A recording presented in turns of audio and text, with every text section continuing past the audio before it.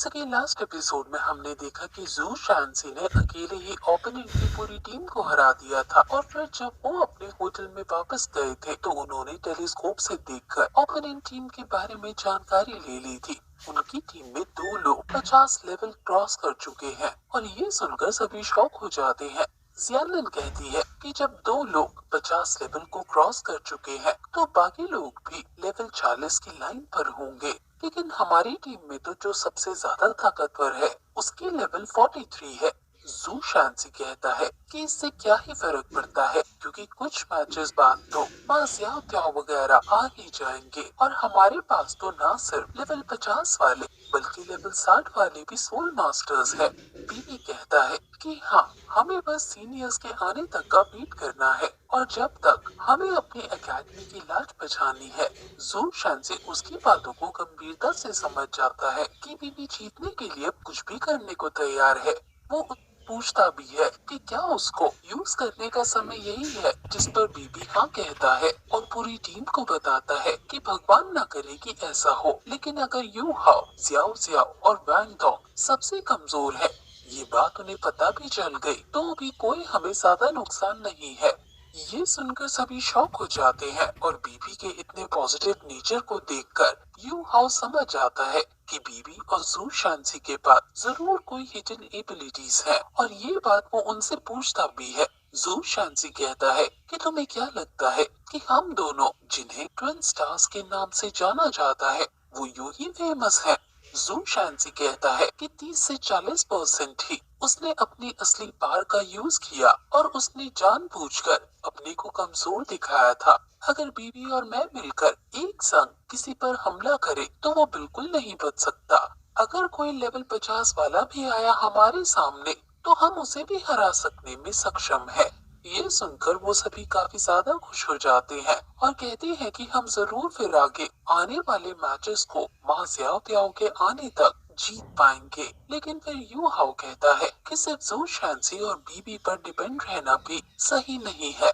अब शाम को वो सभी बाहर जाने लगते हैं और रास्ते में यू हाउ बीबी से उसके सोल गाइडेंस टूल के बारे में विचार जानता है, जिस पर वो कहता है कि तांगशा के डाउनफॉल से पहले जो उसकी प्रॉस्पेरिटी यानी जो उसकी डेवलपमेंट थी वो इसी की वजह से थी, लेकिन बाकी लोग जैसे कि जियाना इसको फ्रॉड टूल्स बताती है, जियाओ जियाओ उसको यूजलेस बताती है और वैंग डोंग उसको बताता है कि मुझे ये नहीं पसंद। लेकिन टीचर्स वो उन सभी को कहती है कि आज के समय में प्योर सोल मास्टर्स बहुत कम बचे हैं और इसलिए स्पिरिट गाइडिंग मास्टर और सोल मास्टर का रिश्ता ज्यादा से ज्यादा बढ़ रहा है।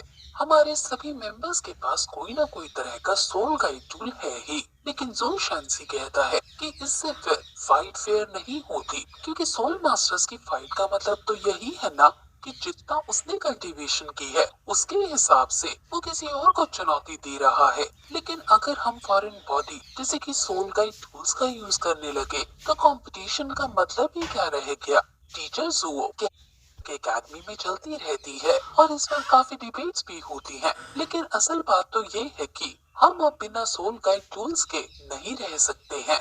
अगर हम इन्हें नहीं करेंगे तो युद्ध होने पर दुश्मन इन्हें यूज कर लेगा, जिससे उसके पास एक एडिशनल एडवांटेज हो जाएगी। जैसे मिंग टॉप माउंटेन्स में दुश्मनों की सोल पावर हमसे बहुत कम थी, लेकिन उन्होंने सोल गाइड टूल्स का यूज किया और हमें बुरी तरह से हरा दिया, जिससे हमारा एक सोल मास्टर भी मारा गया। वो सोल गाइडिंग एलिमेंटल बॉम्ब अगर अचानक फटेगा तो वो लेवल 40 तक के सोल मास्टर्स को आराम से हरा देगा। लेकिन अगर कोई सोल गाइडिंग टूल्स का अच्छे से डिफेंस लेकर खड़ा होगा तो वो बच जाएगा। इसलिए हमें सोल गाइड टूल्स और कल्टीवेशन दोनों की जरूरत है। और वैसे भी जैसे जैसे जंगल खत्म होते जाएंगे और सोल बीस्ट मरते जाएंगे, सोल रिंग्स मिल पाना बहुत ज्यादा मुश्किल वाला काम हो जाएगा और फिर सोल गाइडिंग टूल्स ही इंसान के लिए सबसे बड़े हथियार होंगे। इसलिए हमें किसी भी चीज को किनारा नहीं करना चाहिए। टीचर्स वो फिर उन्हें अपने संग ही ले जाने लगती है और वो सभी एक ऑक्शन हाउस में जाते हैं और इस बार क्योंकि ये अच्छा खेले हैं तो शेक एकेडमी इन्हें वो दिलाएगा जो ये चाहते हैं। वैंग टोंग टीचर्स वो की बातों से निराश है और जब यू हाओ इसके बारे में पूछता है तो वो कहता है कि पता नहीं क्यों लेकिन मुझे सोल गाइडेंस एडवाइस से थोड़ी चिढ़ और नफरत सी होती है। वो अपनी तबीयत खराब बताकर वहाँ से चला जाता है और फिर टीचर सो भी उनकी बातें सुन लेती है और यू हाओ से कहती है कि वैंग डोंग हमेशा से एक हिडन सेक्ट में रहा है, इसलिए उसके लिए ये नेचुरल है कि वो सोल गाइडेंस टूल को रिजेक्ट करे। यू हाओ हिडन सेक्ट के बारे में सोचने लगता है और उसे ये भी अजीब लगता है कि भला वैंग डोंग ने अभी तक अपने पास्ट के बारे में उसे क्यों नहीं बताया है।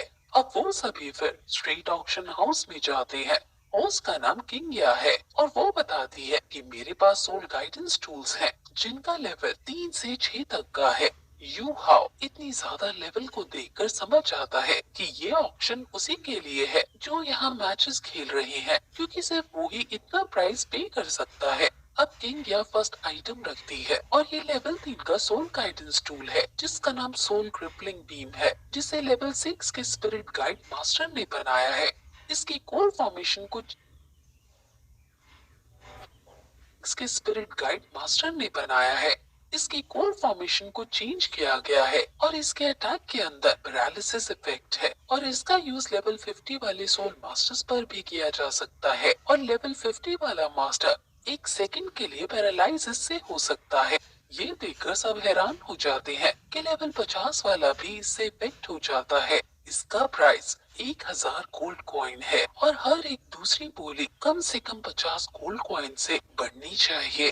लोग 1300 गोल्ड कॉइन की बोली लगाते हैं और कुछ अमीर सादे बोली बढ़ा कर इसकी बोली को 1800 तक ले जाते हैं, लेकिन लास्ट में ये चीज टीचर जुओ 2500 गोल्ड कॉइन देकर खरीद लेती है। टीचर जुओ पूछती है कि ये किसे चाहिए, जिस पर सीनियर्स तो ये कह देते हैं कि लेवल 3 का सोल गाइडेंस टूल हमारे उतने यूज नहीं आएगा, इसलिए ये वैंग डोंग यू हाओ और जियाओ जियाओ से पूछो।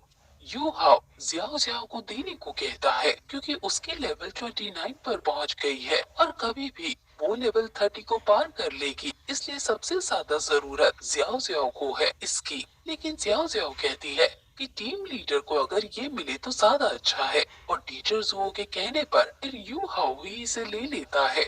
अब ऐसे ही काफी सारे आइटम्स इस ऑक्शन हाउस में सेल होते हैं और फिर सबसे ज्यादा खास आइटम आता है। इस आइटम का नाम मिल्क बॉटल है।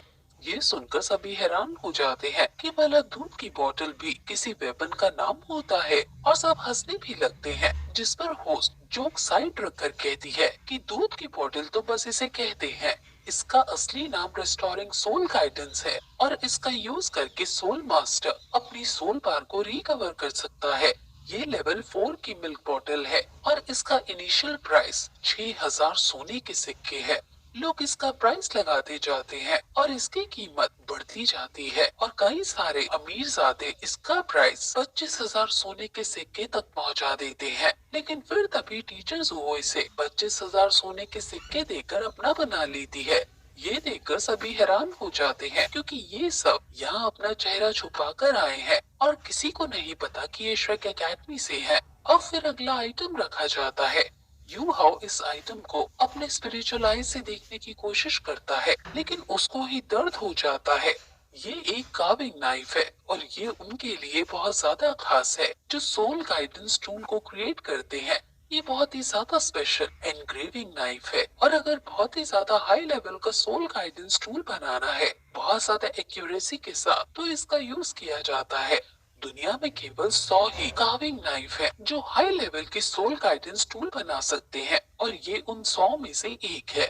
पूरे श्रेक एकेडमी में भी केवल 2 ऐसे नाइफ हैं और वो दोनों नाइफ केवल स्पिरिचुअल गाइडेंस एकेडमी के डीन के पास हैं और फैन यू के पास है। अब सभी लोग इसको अपना बनाना चाहते थे, इसलिए वो इसकी कीमत पूछने लगते हैं और होस्ट बताती है कि मैं कीमत बताने से पहले इसकी एक प्रॉब्लम के बारे में भी बताना चाहती हूँ। कार्विंग नाइफ के लिस्ट में ये नाइफ 99 रैंक पर आता है, लेकिन अगर किसी के पास बहुत अच्छी स्किल्स हैं, तो वो इसको 30th रैंक की तरह भी यूज में ला सकता है, यानी बहुत अच्छे से इसकी पावर को बढ़ाया जा सकता है अगर कोई स्किल है तो। लेकिन ये एक श्राबित नाइफ है। ये सोल ईटिंग नाइफ है, यानी जो इसको यूज करता है उसकी सोल पावर को खाने लगता है। इसका जन्म 3000 साल पहले रियो एम्पायर में हुआ था और इसे लेवल 9 के स्पिरिट गाइडिंग मास्टर ने बनाया था, लेकिन जब से इसका जन्म हुआ ये अपने मास्टर पर हमेशा दुर्भाग्य ही लाया। इस नाइफ की वजह से बहुत बड़ा युद्ध हो गया और इसके फिर अलग अलग 37 ओनर्स हुए और सभी की मौत भयानक तरीके से अचानक हो गई। यू हाउ अपने अंदर रह रहे गॉड ऑफ डेथ को याद करता है और उसे समझ आ जाता है कि गॉड ऑफ डेथ की वजह से ये कर्ज उसे नहीं लग सकता। इसका प्राइस होस्ट 1 लाख सोने के सिक्के बताता है और हर एक अगली बोली 5,000 ज्यादा सोने के सिक्के से होगी। कोई भी इस कर्स नाइफ को नहीं खरीदना चाह रहा है, लेकिन तभी यू हाउ इसको खरीदने के लिए हाथ उठाता है और सभी ये देखकर शॉक हो जाते हैं। बीबी पूछता है कि तुम इसके कर्ज का क्या करोगे, जिस पर यू हाउ कहता है कि इसका मेरे पास सोल्यूशन है, मैं इसके कर्ज को हटा सकता हूँ। टीचर्स वो उसके लिए फिर ये खरीद देती है। अब रात को यू हाउ अपने रूम में जाता है और वैंग डोंग के बारे में सोचने लगता है कि आखिर वैंग डोंग कैसा होगा। वैंग डोंग कमरे में उदास बैठा है और यू हाउ जब उससे पूछता है कि क्या हुआ, जिस पर वो कहता है कि मुझे नहीं पता कि मुझे क्या हो रहा है। जब तुम लोग सोल गाइडिंग टूल के बारे में बात कर रहे थे तो मुझे बहुत बुरा सा लग रहा था। मेरे माइंड में ऐसा लग रहा था मानो कोई और कॉन्शियसनेस हो जो कि सोल गाइड टूल को रिजेक्ट कर रही हो। यू हाउ सोचने लगता है कि कहीं जैसा मेरे अंदर 3 कॉन्शियसनेस है, ऐसे ही वैंग डोंग के अंदर तो कोई कॉन्शियसनेस नहीं जिसके बारे में इसे पता ना हो। इसलिए वो कहता है कि तुम मुझ पर भरोसा रखो और मुझे तुम्हारे स्पिरिचुअल रियलम सी के अंदर जाने दो। मैं वहाँ जाकर पता लगा पाऊंगा कि वहाँ कोई और कॉन्शियसनेस है या नहीं। वैंग डोंग को यू हाउ पर पूरा भरोसा है, इसलिए वो उसे अब ऐसा करने देता है और यू हाउ वैंग डोंग के स्पिरिचुअल सी में अब जाने लगता है। वो उसके माथे पर हाथ रखता है और उसके स्पिरिचुअल सी में जाकर उसे काफी सारी सुंदर तितलियां दिखती हैं और फिर तभी उसके सामने तैंगसान का अवतार फॉर्म था। उसे देखकर वो शॉक हो जाता है और वहाँ से भागने लगता है। वहाँ हर जगह पानी ही पानी आ जाता है और वो खतरे में आ जाता है। आइस स्कॉर्पियन और स्काई ड्रीप उसे बचाने की कोशिश करते हैं और उसे उसकी रियलम से बाहर निकालने लगते हैं और फिर हम वहाँ तैंग सैंग का बहुत बड़ा अवतार देखते हैं और यू हाउ फिर फाइनली स्काई ड्रीम और आइस स्कॉर्पियन की मदद से रियलम के बाहर आकर बहुत दूर फेंक दिया जाता है। वो वैंग डोंग को हवा में उड़ता हुआ देखकर हैरान है और वैंग डोंग के स्पिरिचुअल रियलम के अंदर अर्मिंग और दर्मिंग है। ये दोनों सोल लैंड वन के सबसे खतरनाक सोल बीस थे और तैंग सैंग के सोल रिंग भी थे ये दोनों। अर्मिंग और दर्मिंग को लगता है कि ये लड़का जरूर वैंग डोंग के लिए खतरा है, लेकिन फिर थोड़ा सोचने पर उन्हें समझ आ जाता है कि वैंग डोंग बिल्कुल सही सलामत है और वो अर्मिंग और दर्मिंग को समझाता है कि तुम चिंता मत करो, वैंग डोंग को कभी कुछ नहीं होगा क्योंकि वो भी उसे हमेशा देख रहा है।